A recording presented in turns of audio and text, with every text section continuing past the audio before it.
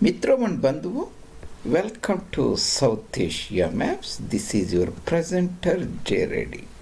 South Asia Maps is intellectual Kshatriya channel that brings the knowledge of South Asian region.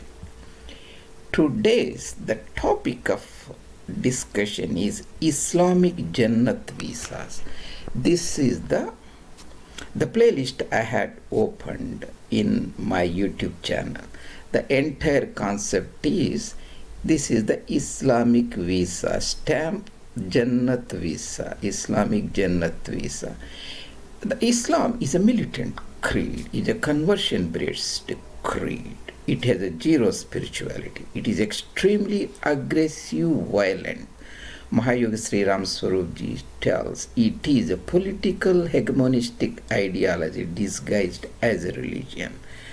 So, ever since its inception, it is extremely violent and cruel.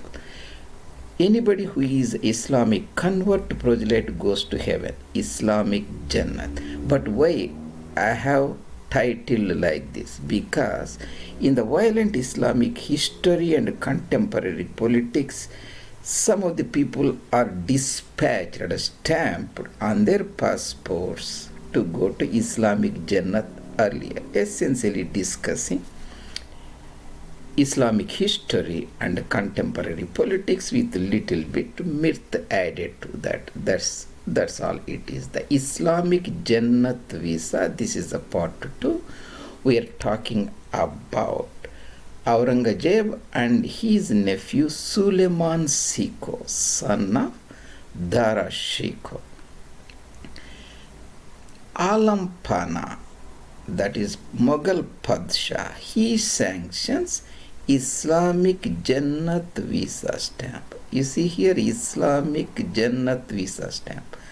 Alampana Padshah of Mughaliya Hindustan sanctions Islamic Jannat visa stamp on the passport of his Momin nephew. Momin is an Islamic convert, a proselyte, a person born in this a closed ideology, Islam. The Mumin, passport of his Mumin nephew Sulaiman Shikoh. He is the son of Dara Shikoh. This is about Mughal Empire and the rule of Aurangazeb, Mughal ruler. Excuse me. So this gives the geographical context, historical context of that particular event we will go through. This is the political map of South Asia around about 1682. Aurangazeb became the emperor in 1658. He ruled from North India for 25 years. In 1682, he landed in Aurangabad, Marathwada, south of Burhanpur, to fight with Marathas and Bijapuri Sultans, Golconda Sultan. He spent 25 years and couldn't win the Marathas, defeat them, and passed away a very dissatisfied person in 1707. So this is the political map of Bharat in round about 1682. The Subahs of Mughal India. This is the Safavid Empire, the Persian Empire, and this is the Kabul province, this is the Kandahar province, Kashmir and Ladakh. The important, the heartland of Mughal provinces, Subahs are Lahore, Delhi, Agra, Awadh or Ayodhya, and Allahabad. Then Bengal adjoining provinces, Subahs, Bihar, Bengal, Orissa. In central India, Malwa, Subha. Then South Indian, Deccanese Subhas, Khandesh and Berar, and Aurangabad here. Bijapur at that time was independent kingdom, Shia kingdom and Golconda kingdom at Hyderabad. This is the Bidar. Then Marathas ruled here, 1682. Shivaji passed away 2 years earlier. His son Chhatrapati Shambhu ruled here. And there was one more Maratha kingdom in Tanjavur region of Carnatic, they ruled there. And we have in the west coast Catholic Yahweh's imperialist outpost, Catholic imperialism established by the Portuguese in Goa. Then the Nayaks of Keladi, Jamorins at Calicut, Cochin rulers, Venad, that is Travancore rulers, Madurai Nayaks, and Vadayars of Mysore, that is the Gondwana region, the Adivasi Rajas ruling in this area. Alampana Padshah sanctions Islamic Jannat visa stamp. This is the family of Aurangazeb. That means because we are talking about Sulaiman Shikoh. Sulaiman Shikoh was the son of Dara Shikoh. Sometimes the Shikoh is spelled differently. He has two sons, Sulaiman Shikoh the elder and Shipir Shikoh the younger. Shipir was spared of his life by the uncle. These are the remaining maternal aunts and uncles of the Sulaiman. Jaharara Begum, Dara Shikoh, Shah Shuja, Roshanara Begum, Alamgir Aurangazeb, born in 1618, passed away 1707. Nearly 90 years he survived. He became a ruler when he was 40, ruled for nearly 50 years, short of few weeks or months. Younger brother Murad Baksh, the younger sister Gauharara Begum. That is the family of Aurangazeb. Children of all are full brothers born to the loins of Shah Jahan, the Mughal emperor. His principal consort, Arjuman Banu Begum, popularly called Mumtaz Mahal. So Mahayogi Sri Ram Swarup, these excerpts are taken from his very interesting book, Understanding Islam Through Hadith, Religious Faith or Fanaticism. He is one of the great thinkers of modern India. David Frawley calls him one of the greatest intellectual think tanks, started Voice of India. Some of his colleagues, Sitaram Goyalji and current Gnani, Dr. Coenrod Els. Some of the excerpts are taken from this book, and this book is online, and interested people can go over it. Excuse me. 1657. Shah Jahan suffered with inability to pass motion and urine. He was almost on the deathbed. It was rumored he's already passed away, even though he recovered later and survived till 1666, means almost survived 9 years or so. Immediately civil war broke among his sons, and his favorite son Dara Shikoh was at Agra. He was a de facto Mughal emperor. Shah Jahan was de jure. Entire empire administration, promotions, everything was controlled by Dara Shikoh. And other brother Shah Shuja was Subadar in Bengal. Deccani Subedar was Aurangzeb at Aurangabad, and Gujarat Subadar was Murad Baksh. Shah Shuja declared himself emperor in Bengal. He moved to contest for the throne. Army was sent and he was defeated at Battle of B.Bahadurpur near Benares and sent back to Bengal. Two brothers from the south combined together. They moved north.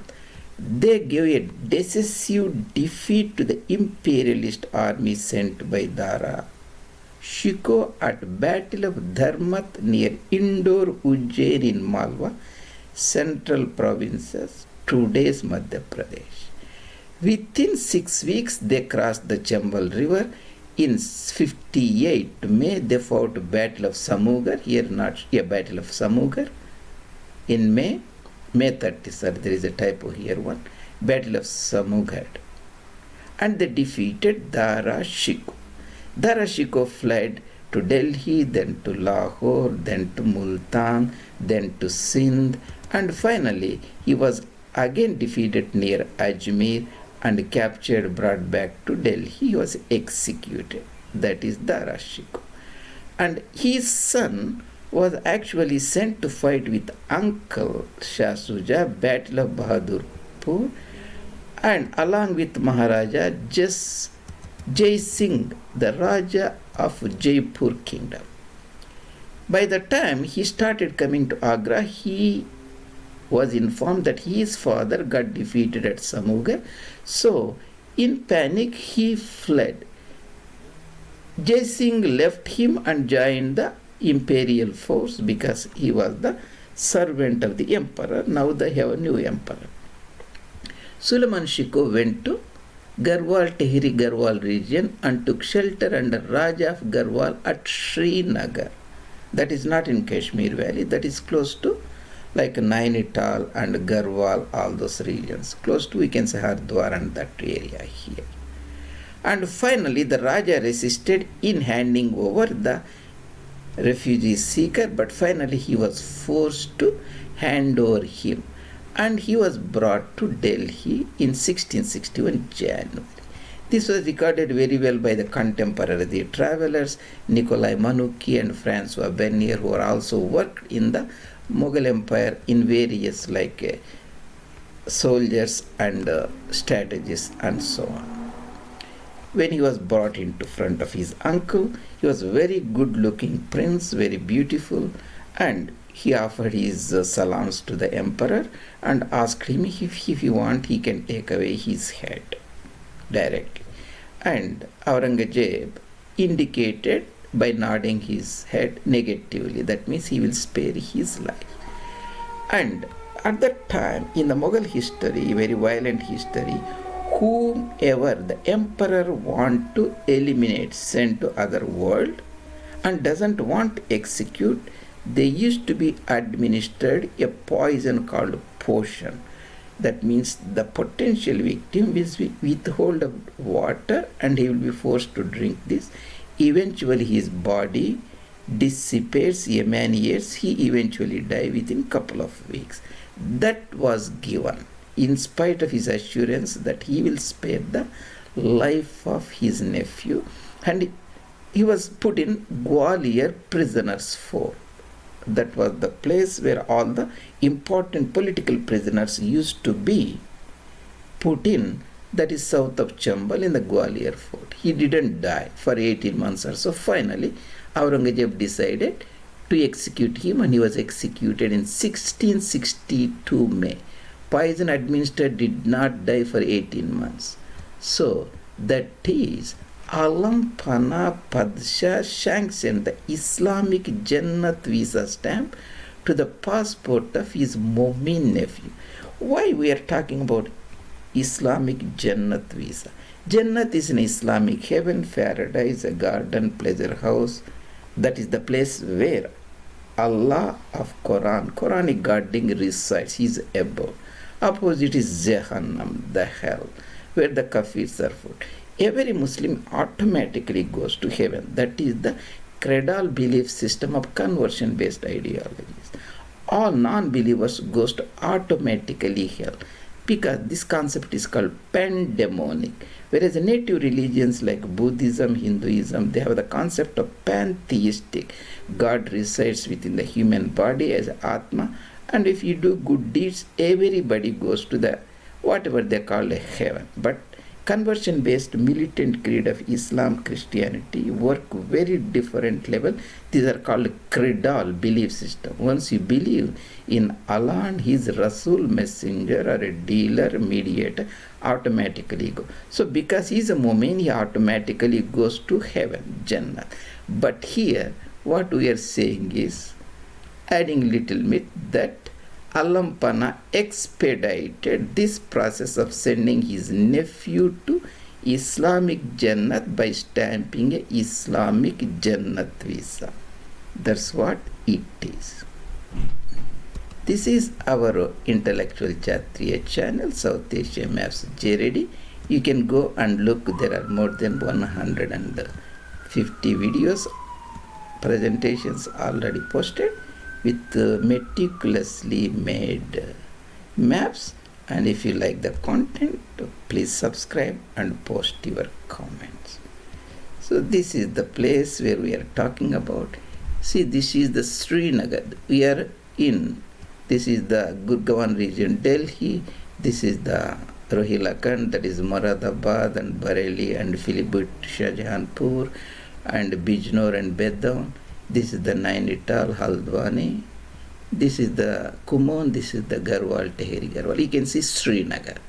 This is where Sulaiman Shikoh fled, took shelter after he defeated his uncle Shah Shuja at Battle of B.Bahadurpur near Benares, Bahadurgarh, Benares. And when he knew his father lost the war, Samugarh, Jai Singh left him and he joined the emperor, new emperor, and the prince went to Srinagar. He took the shelter there. Finally, he was forced by the Aurangazeb to expedite him, brought to Agra, and finally put in prison in Gwalior. 1662, he got executed. That means Islamic visa was stamped. Here you can see Dara, the son of Shah Jahan, who lived around about 45 years. He was himself was stamped with the visa we talked about in the previous presentation. He has two sons, Shipir Shikoh was the youngest one, and Sulaiman Shikoh. Shipir was spared of his life because he was minor.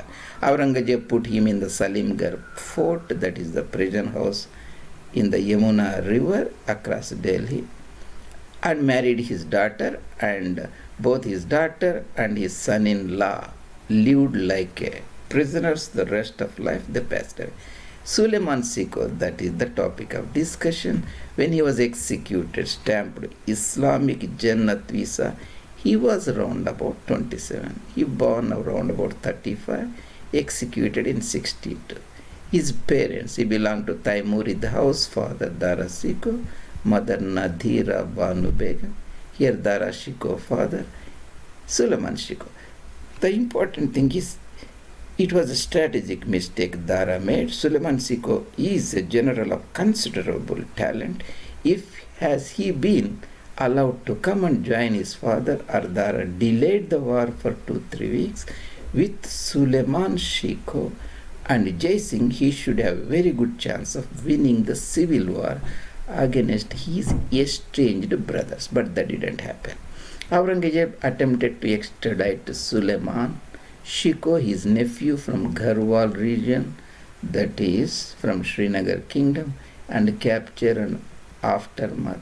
And finally he was administered the Islamic Jannat visa by his paternal uncle Alamgir Padshah Aurangazeb. That is the today's discussion. Islamic Jannat visas part 2, the political history during the Mughal time, Aurangazeb and Sulaiman Shikoh, Mughal Empire, and Alampana Padshah sanctions Islamic Jannat visa stamp. Islamic Jannat visa stamp, and the passport of his Mumin nephew Sulaiman Shikoh, son of Dara Shikoh, grandson of Shah Jahan. Thank you very much, Mitraman Bandhu, for joining me today, and see you later in other presentations.